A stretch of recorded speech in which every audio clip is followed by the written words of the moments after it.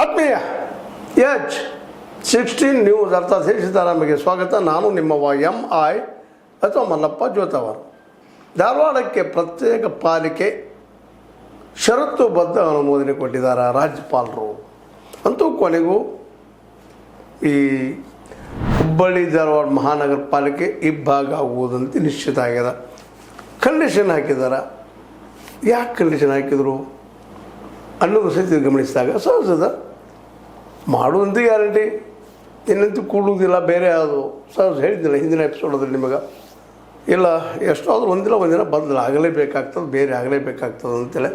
ಇದು ಐತಿಹಾಸಿಕವಾದಂಥ ಘಟನೆ, ಬದಲಾವಣೆ, ನಿಸರ್ಗದ ನಿಯಮ ಆ ರೀತಿಯಾಗಿ ಆಗ್ಯದ. ಇದರಲ್ಲಿ BJP ಕಾಂಗ್ರೆಸ್ಸು ಮತ್ತೇನು ಅಂತಲ್ಲ ಇರ್ಬೋದು. ಹೆಚ್ಚಿಗೆ ಹುಬ್ಬಳ್ಳಿಯಲ್ಲಿ BJPಗೆ ಹೆಚ್ಚು ಆಯ್ಕೆ ಆಗಿರ್ಬೋದು. ಅಲ್ಲಿ ಸ್ಕೂಲ್ ಇದ್ದರೆ ಹೆಚ್ಚಿಗೆ ಫಂಡ್ ಬರ್ತದೆ, ಅನುಕೂಲ ಆಗ್ತದೆ ಹುಬ್ಬಳ್ಳಿಗೆ. ಅದರ ಫಂಡ್ ಬಂದು ಹುಬ್ಬಳ್ಳಿಗೆ ಹೆಚ್ಚು ಅನುಕೂಲ ಆಗ್ತದೆ, ಧಾರವಾಡಕ್ಕೆ ಇಲ್ಲ ಅನ್ನೋದು ಧಾರವಾಡಿಗರು ವಾದವಾಗಿರ್ಬೋದು, ಸಹಜ ಅನ್ನಿಸ್ತದೆ. ಅದಕ್ಕಾಗಿ ಈಗಾಗಲೇ ರೆಕಮೆಂಡ್ ಮಾಡಿ ಕಳಿಸಿದಂಥ ಒಂದು ಏನು ಪಾಲಿಕೆ ವಿಭಜನೆದ್ದು ಅದಕ್ಕೆ ಒಪ್ಪಿಗೆ ಸೂಚಿಸಿದ್ದಾರೆ. ಅದಕ್ಕೆ ಕಂಡೀಷನ್ ಏನು ಹಾಕಿದಾರಪ್ಪ ಅಂದ್ರೆ, ಹಾಲಿ ಪಾಲಿಕೆಯ ಸದಸ್ಯರ ಅವಧಿ 5 ವರ್ಷ ಪೂರ್ಣಗೊಂಡ ನಂತರ ವಿಭಜನೆ ಜಾರಿ ಆಗಬೇಕು. ಈಗ ಹಾಲಿ ಇದ್ದಂಥ ಏನು ಅದರಲ್ಲಿ ಮೆಂಬರ್ ಇದ್ದಾರೆ, ಸದಸ್ಯರಿದ್ದಾರೆ, ಅವರ ಅವಧಿ ಮುಗಿದ ಮೇಲೆ ಪಾಲನೆ ಆಗಲಿ, ಡಿವಿಷನ್ ಆಗಲಿ ಅನ್ನೋದು ಮೊದಲನೇ ಕಂಡೀಷನ್ನು.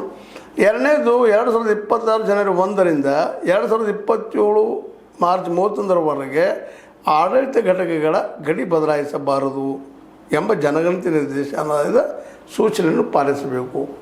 ಜನಗಣತಿ ಸೂಚನಾಲಯ ಕೊಡದ ಏನು ಬಂದರೆ ಈ ಒಂದು ಸಮಯದಲ್ಲಿ 2026 ಜನವರಿಯಿಂದ 2027 ಮಾರ್ಚ್ವರೆಗೆ ಈ ಗಡಿಗಳು ಅದಾವಲ್ಲ ಅವು ಬದಲಾಯಿಸಿಕೊಡುವುದು ಅನ್ನುವಂಥದ್ದು ಎರಡನೇದು. ಮುಂದೆ ಜನಗಣತಿ ಕಾರ್ಯಾಚರಣೆ ಮುಗಿದ ನಂತರ ಅಧಿಸೂಚನೆ ಅನುಷ್ಠಾನಗೊಳಿಸಬೇಕು ಎಂಬ ನಿಬಂಧನೆ ಹಾಕಿದ್ದಾರೆ. ಆನಂತರ ಏನಪ್ಪ ಅಂದರೆ ಇದು ಅಧಿಸೂಚನೆ ಆಗಬೇಕು ಅಂತೇಳಿ, ಅಂದರೆ 2027 ಮಾರ್ಚ್ ನಂತರ ಇದು ಡಿವಿಷನ್ ಆಗಲಿ ಅನ್ನುವಂಥ ಒಪ್ಪಿಗೆ ಕೊಟ್ಟಿದ್ದಾರೆ. ಅಂದರೆ ಇದರರ್ಥ ಆಯಿತು. ಆದರೆ ಸ್ವತಂತ್ರವಾದ ಮೀಡಿಯಾಗೆ ಬೇಕಾಗಿರುವುದು ಸ್ವತಂತ್ರ ಧ್ವನಿ. ಆ ಸ್ವತಂತ್ರ ಧ್ವನಿ ಉಳಿಸಲು ನೀವು ಮಾಡಬೇಕಾದದ್ದು ಇಷ್ಟೇ. ಅದೇನಪ್ಪಾ ಅಂತಂತಂದ್ರೆ, ನಿಮ್ಮ ಕೈಲಾದಷ್ಟು ಸಹಾಯ ಈ ಚಾನಲ್ಗೆ ಮಾಡಿ ಹಾಗೂ ನಿಮ್ಮ ಧ್ವನಿಯನ್ನು ಕಾಪಾಡಿಕೊಳ್ಳಿ. ಇದ್ರ ಕೊಟ್ಟ ಮೇಲೂ ಅಲ್ಲಿ ನಿಂತಿಲ್ಲ. ತಮ್ಮ ರಕ್ತದ ಏನಪ್ಪ ಅಂದ್ರೆ ಒಂದು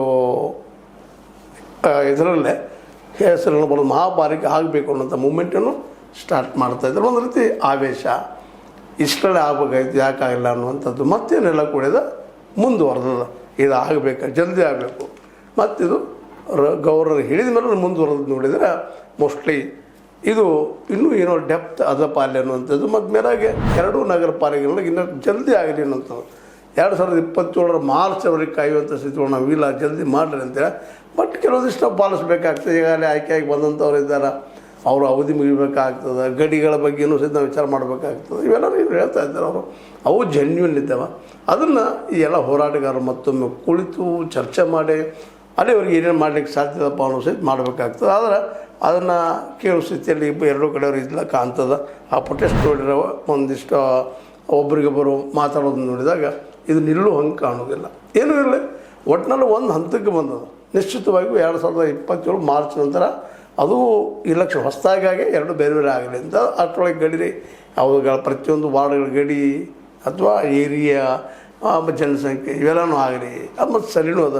ಯಾಕೆ ಎಷ್ಟು ಜನಸಂಖ್ಯೆ ಅದು, ಯಾವ ಭಾಗ ಎಷ್ಟೆಷ್ಟಾಗ್ಯದ, ಮತ್ತು ವಾರ್ಡ್ಗಳು ಇನ್ನೂ ಹೆಚ್ಚಾಗೋ ಸಾಧ್ಯತೆಗಳಿದ್ದಾವೆ. ಮತ್ತು ಪ್ರತ್ಯೇಕದಾಗ ಇನ್ನೂ ಸಣ್ಣ ಸಣ್ಣ ವಾರ್ಡ್ಗಳಾಗೋ ಸಾಧ್ಯತೆಗಳಿದ್ದಾವೆ. ಯಾಕಂದ್ರೆ ಅಡ್ಮಿನಿಸ್ಟ್ರೇಷನ್ ದೃಷ್ಟಿ ಇಟ್ಟುಕೊಂಡ ವಿಚಾರ ಮಾಡಿದಾಗ ಸಣ್ಣ ಸಣ್ಣ ವಾರ್ಡ್ ಆದಾಗ ಅವರ ಸಮಸ್ಯೆಗಳನ್ನ ಅಲ್ಲಿಯ ಒಂದು ಮೂಲಭೂತ ಏನು ತೊಂದರೆಗಳಿದ್ದ ಅದರ ಬಗ್ಗೆ ವಿಚಾರ ಮಾಡಲಿಕ್ಕೆ ಸಾಧ್ಯ ಆಗ್ತದೆ. ಮತ್ತು ಮೂಲತಃ ಈ ನಗರಸಭೆ ಆಗಿರ್ಬೋದು, ಪಾಲಿಕೆಗಳಾಗಿರ್ಬೋದು, ಮತ್ತೇನಾಗಿರ್ಬೋದು, ಅಲ್ಲಿಯೇ ಜನರ ನಿತ್ಯ ಬದುಕಿಗೆ ಅನುಕೂಲ ಆಗುವಂಥ ಒಂದು ವ್ಯವಸ್ಥೆ ಮಾಡಿಕೊಡೋದು ಇರ್ತದೆ. ರೋಡ್ ಆಗಿರ್ಬೋದು, ಮತ್ತೇನೋ ಆಗಿರ್ಬೋದು, ಅಥವಾ ಈ ಒಂದು ಚರಂಡಿ ಒಳ ಚರಂಡಿಗಳಾಗಿರ್ಬೋದು, ಬೀದಿ ದೀಪಗಳ ಬಗ್ಗೆ ಆಗಿರ್ಬೋದು, ಅಥವಾ ಇನ್ನು ಏರಿಯಾಗಳ ವ್ಯಾಸ್ತ ಭಾಳ ದೊಡ್ಡ ಹೋದಾಗ ಅವುಗಳನ್ನು ಸ್ವಲ್ಪ ಕಡಿಮೆ ಮಾಡಿ ಮತ್ತಷ್ಟು ಕೂಡಿಸುವಂಥದ್ದಾಗಿರ್ಬೋದು. ಎಲ್ಲರೂ ನಡೀತಾ ಇರ್ತವೆ ಇದರಲ್ಲ. ಯಾಕಂದ್ರೆ ಎಲ್ಲರಿಗೂ ಈ ಒಂದು ಆಡಳಿತ ಹೋಗಿ ಮುಟ್ಲಿ ಅನ್ನುವಂಥದ್ದು, ಗುಡ್ ಗವರ್ನೆನ್ಸ್ ಆಗಲಪ್ಪ ಅನ್ನುವಂಥದ್ದು. ಮತ್ತು ಸಣ್ಣ ವಾರ್ಡ್ ಆದಪ್ಪ ಅಂದ್ರೆ ಇನ್ನಷ್ಟು ಸಮರ್ಪಕವಾಗಿ ಎಲ್ಲರಿಗೂ ಮುಟ್ಲಿಕ್ಕೆ ಸಾಧ್ಯ ಅನ್ನುವಂಥದ್ದು. ಒಟ್ಟಾರೆಯಾಗಿ ಈ ಎಲ್ಲ ಹೋರಾಟಗಳು, ಅದರಲ್ಲೂ ಧಾರವಾಡದ ಪ್ರತ್ಯೇಕ ಪಾಲಿಕೆ ಹೋರಾಟ ಅಂತೂ ಒಂದು ರೀತಿಯಿಂದ ಏನಪ್ಪ ಅಂದ್ರೆ ಧಾರವಾಡಕ್ಕೆ ಸಿಕ್ಕಂಥ ಮತ್ತೊಂದು ಮಜಲಿನ ಗೆಲುವು ಅಂತ ಅನ್ನೋದ್ರಲ್ಲಿ ಎರಡು ಮಾತಿಲ್ಲ. ಆದರೆ ಅದನ್ನು ಯಾವ ರೀತಿಯಾಗಿ ಏನು ಎಂತೂ ಮಾಡುವಂಥ ಸಹಿತ ಎಲ್ಲರ ಮೇಲೆ ಜವಾಬ್ದಾರಿ ಇದೆ. ಕೇವಲ ಹೋರಾಟಂತೆ ಬೇಕು, ಒಪ್ಪಿದ್ದಾರೆ, ಈಗಾಗಲೇ ಅದನ್ನು ರೆಡಿನೂ ಆಗ್ಯದ, ರಾಜ್ಯಪಾಲರು ಒಪ್ಪಿಗೆ ಕೊಟ್ಟಿದ್ದಾರೆ. ಇನ್ನು ಅದನ್ನು ಮತ್ತಷ್ಟು ಮುಂದುವರಿಸೋಕ್ಕಿಂತಲೂ ಈಗ ಇರುತ್ತಿರುವಂಥ ಒಂದು ವ್ಯವಸ್ಥೆಗಳು ಮತ್ತೇನು ಮಾಡಲಿಕ್ಕೆ ಸಾಧ್ಯ ಅನ್ನೋದನ್ನು ಎರಡು ಕೂಡಿದ್ದಾರೆ, ಇಬ್ಬರು ಎರಡು ಕೂಡಿ ಚರ್ಚೆ ಮಾಡಿ. ಮತ್ತು ಇನ್ನೊಂದು ಮಾತಿಲ್ಲಿ ಒಳ್ಳೆಯ ಡೆವಲಪ್ಮೆಂಟ್ ಆಗಿದ್ದೇನಪ್ಪ ಅಂತಂದ್ರೆ ಇದರಲ್ಲೇ ಏನಪ್ಪ ಅಂದರೆ ನಮ್ಮ BJP ಬೆಂಬಲನು ಈ ವರ್ಷ ಘೋಷಣೆ ಮಾಡಿದ್ದಾರೆ. ಧಾರವಾಡಕ್ಕೆ ಪ್ರತ್ಯೇಕ ಏನಪ್ಪ ಮೇಲೆ ಅದನ್ನು ಆಕ್ಷೇಪ ಮಾಡ್ತಾಯಿತ್ತು BJP ಮಾಡಬಾರ್ದು ಅಂತ, ಒಂದು ಸ್ವಲ್ಪ ಒಗ್ಗಟ್ಟಿರಲಿ ಅಂತೇಳಿ ಅವರ ದೃಷ್ಟಿಕೋನ. ಬಟ್ ಇವತ್ತು ಅವರು ಒಪ್ಕೊಂಡ್ಬಿಟ್ಟಿದ್ದಾರೆ. ಮತ್ತು ಅವ್ರಿಗೆ ಗೊತ್ತಾಗ್ಯದ ಇನ್ನು ಅದನ್ನು ತಡೀಲಿಕ್ಕೆ ಸಾಧ್ಯ ಇಲ್ಲಪ್ಪ ಅಂತೇಳಿ. ಯಾಕಂದ್ರೆ ಧಾರವಾಡದಲ್ಲಿ ದಿನದಿಂದ ದಿನಕ್ಕೆ ಆ ಬೇಡಿಕೆ ಹೆಚ್ಚಾಗ್ತದೆ. ಎಲ್ಲರೂ ಹೌದಪ್ಪ ಸಪ್ರೇಟ್ ಬೇಕು ಅನ್ನೋಂಥ ಮಾತು ಬರ್ಲಿಕ್ಕಿದ್ದೋ. ಹೀಗಾಗಿ ಮತ್ತು ಧಾರವಾಡನ ಇತ್ತೀಚೆಗೆ ಸಾಕಷ್ಟು ಬೆಳೀತಾ ಇದ್ದಾರೆ, ಸಿಕ್ಕಾಪಟ್ಟೆಗೆ ಬೆಳೀತಾ ಇದೆ. ಮತ್ತು ಜನಸಂಖ್ಯೆ ಹೆಚ್ಚಾಗಲಿಕ್ಕೆ ರೀ, ಏರಿಯಾಗಳು ದೊಡ್ಡವು ಆಗ್ತಾ ಇದ್ದಾವೆ. ಹೀಗಾಗಿ ಅವ್ರಿಗೂ ನಮ್ಮ ಸಪ್ರೇಟ್ ಇಲ್ಲಪ್ಪ, ಮತ್ತು ಫಂಡು ಚೆನ್ನಾಗಿ ಬರಲಿ, ಮತ್ತು ಈ ಫಂಡ್ ಹೆಚ್ಚಿಗೆ ಹುಬ್ಬಳ್ಳಿಯಲ್ಲೇ ಬಳಕೆ ಆಗ್ತದೆ, ಹೆಚ್ಚು ಅವರು ಬಳಸ್ತಾರೆ ಅನ್ನೋದು ಇವರೊಂದು ಆರೋಪ ಸಹಜದ. ಯಾಕಂತಂದ್ರೆ ಒಂದು ಎಂಥದ್ದು ಹೇಳಿದ್ದಾರೆ. ಈಗಾಗಲೇ ಒಂದು ಮನೇಲಿ ಅಂತಂದ್ರೆ ಎಷ್ಟೋ ಆತ್ಮೀಯರಿದ್ದರು ಸಹಿತ ಸಣ್ಣ ಆರ್ಥಿಕ ದೃಷ್ಟಿಕೋನ ಶುರು ಆಗಿಬಿಟ್ಟಿರ್ತವೆ ಜಾಗಗಳು. ನಾವು ಬೇರೆ ಇದ್ರೆ ಹೆಚ್ಚು ಬೆಳಿತೀವಿ, ಇನ್ನಷ್ಟು ಬೆಳಿತೀವಿ ನಮ್ಮ ಎಲ್ಲ ಪ್ರತಿ ಕುಟುಂಬದಲ್ಲಿದ್ದಾಗ ಇಲ್ಲೂ ಅದೇ ಪರಿಸ್ಥಿತಿ ಅದ. ಅದಕ್ಕಾಗಿ ಈ ಆರ್ಥಿಕ ಫಂಡನ್ನು ಬರ್ಲಿಕ್ಕೆ ಶುರು ಆಗ್ತವೆ, ಸಪ್ರೇಟ್ ಆಗ್ತವೆ, ಇನ್ನೂ ಹೆಚ್ಚು ಬರ್ತಾವೆ. ಅದಕ್ಕಾಗಿ ಅಲ್ಲಿಯವರೆಗೆ ಮಾತ್ರ ಇದನ್ನು ಮುಂದುವರಿಸ್ರಿ ಅಂತೇಳಿ ರಾಜ್ಯಪಾಲರು ಗೈಡ್ ಮಾಡಿದ್ದಾರೆ. ಆ ಗೈಡ್ ಮಾಡಿದ್ರಲ್ಲೂ ಅರ್ಥವಾದ ಸುಮ್ಮನೆ ಸಣ್ಣ ಸಣ್ಣ ವಿಷಯಕ್ಕಿಂತಲೂ ತೆಕ್ಕಾಡೋಕ್ಕಿಂತಲೂ ಅಥವಾ ಏನಪ್ಪ ಜಗಾಡೋಕ್ಕಿಂತಲೂ ಅದನ್ನು ಸಂಕ್ಷಿಪ್ತವಾಗಿ ಬಗೆಹರಿಸ್ಕೊಂಡು ಸಪ್ರೇಟಾಗಿ ಮಾಡ್ಕೊಂಡು ಹೋಗುವಂಥ ಒಂದು ಕೆಲಸ ಈಗ ನಡಿಬೇಕಾಗ್ಯದ. ಅದು ನಡೀತದೆ ಅನ್ನೋಂಥ ವಿಶ್ವಾಸವಾದ. ಬಟ್ ಇನ್ನೂ ಅದು ಸಹಿತ ಒಂದು ಸ್ವಲ್ಪ ಇನ್ನೂ ಈ ಪ್ರೊಟೆಸ್ಟ್ ಅಂದರೆ ವಿರೋಧ ಹೋರಾಟ ನಡೀತಾ ಇದೆ. ಅದು ಹಿಂಗಲ್ರಿ, ಮಳೆ ನಿಂತವರು ನಿಲ್ಲದ ಮಳೆಯ ಹನಿಯ ಕಾಟ ಅಂತೇಳಿ ಹಂಗೆ ಇದೇನೋ ನಿಲ್ಲುವ ಹಂತಕ್ಕೆ ಬಂದದ, ಮುಗೀತದ ಅನ್ನೋ ವಿಶ್ವಾಸ. ಇನ್ನು ನೋಡ್ಬೇಕು ಯಾವ ರೀತಿಯಾಗಿ ರೂಪ ತೊಗೊಳ್ತದ. ರಾಜ್ಯಪಾಲಷ್ಟು ಆಶ್ವಾಸನೆ ಕೊಟ್ಟ ಮೇಲೂ ಮಾಡ್ಕೊಂಡು ಅಂತ ಹೇಳಿದ ಮೇಲೂ ಮುಂದುವರಿತದನ. ಇನ್ನೂ ಇದರಲ್ಲಿ ಏನು ಪ್ರಾಬ್ಲಮ್ಗಳು ಇದ್ದಾವೆ ಅನ್ನೋದು ದಿನ ಹೋದಾಗ ಗೊತ್ತಾಗ್ತದೆ. ಬಟ್ ಈ ಹೋರಾಟಗಳು ಈಗಂತೂ ಧಾರವಾಡ ಪ್ರತ್ಯೇಕ ಆಗಲೇಬೇಕಿರುವಂಥ ಹೋರಾಟ ಸತ್ಯ. ಅದಕ್ಕೆ ರಾಜ್ಯಪಾಲರು ಒಪ್ಪಿಗೆ ಕೊಟ್ಟಿದ್ದು ಸಹಿತ ಅಷ್ಟ ಸತ್ಯದ. ಹೀಗಾಗಿ ಒಂದು ವಿಷಯವನ್ನು ಭಾಳಷ್ಟು ಇಳಿಯೋಕ್ಕಿಂತಲೂ ಏನು ದೊಡ್ಡ ಸಮಯ ಅಲ್ಲ, 2027 ಮಾರ್ಚ್ ಬಂದೇ ಬರ್ತದೆ. ಯಾಕಂದ್ರೆ ಈಗ ಜನಸಂಖ್ಯೆ ಆದ್ರ ಮೇಲೆ ಜನಸಂಖ್ಯೆ ಹೆಚ್ಚಾದಾಗ ವಾರ್ಡ್ಗಳು ಸಹಿತ ಹೆಚ್ಚಾಗೋ ಸಾಧ್ಯತೆಗಳಿದ್ದಾವೆ.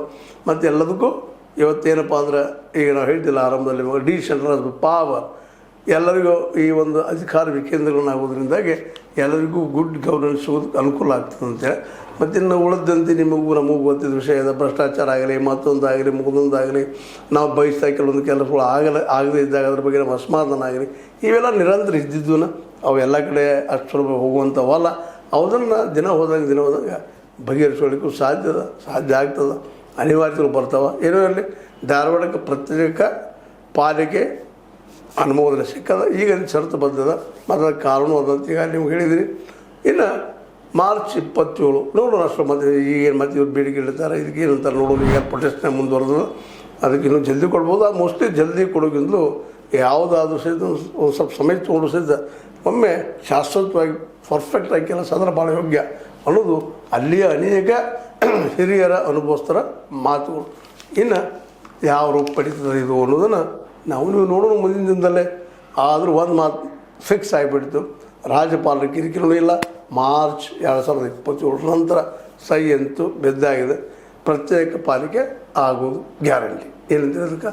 ನಿಮಗೆ ಲೈಕ್ ಮಾಡಿ, ಶೇರ್ ಮಾಡಿ, ಕಮೆಂಟ್ ಮಾಡಿ, ಜೊತೆ ಸಬ್ಸ್ಕ್ರೈಬ್ ಮಾಡಿ. 60 ನ್ಯೂಸ್ ಅರ್ಥ ದೇಶದ ಸತ್ಯದ ಕೈಗಳಲ್ಲಿ ವಂದನೆಗಳು. ಆತ್ಮೀಯ ಸಾರ್ವಜನಿಕರಲ್ಲಿ H16 ಅರ್ಥಾತ್ ಸೀತಾರಾಮದಿಂದ ಒಂದು ಮನವಿ. ಈ ಸಂಸ್ಥೆ ಭ್ರಷ್ಟಾಚಾರ, ಅನ್ಯಾಯ, ಅತ್ಯಾಚಾರಗಳಿಂದ ನೊಂದವರ ವೇದಿಕೆ. ಅನ್ಯಾಯಕೋರರ, ಭೂಗಳ್ಳರ, ನಶಾ ಸಾರಾಯಿ ಮಾಫಿಯಾಗಳ ವಿರುದ್ಧದ ಧ್ವನಿ. ರೈತರ, ಕೂಲಿಕಾರ, ಕಾರ್ಮಿಕರ, ಬಿದ್ದ ಸಮುದಾಯ ಜನರ ಧ್ವನಿ.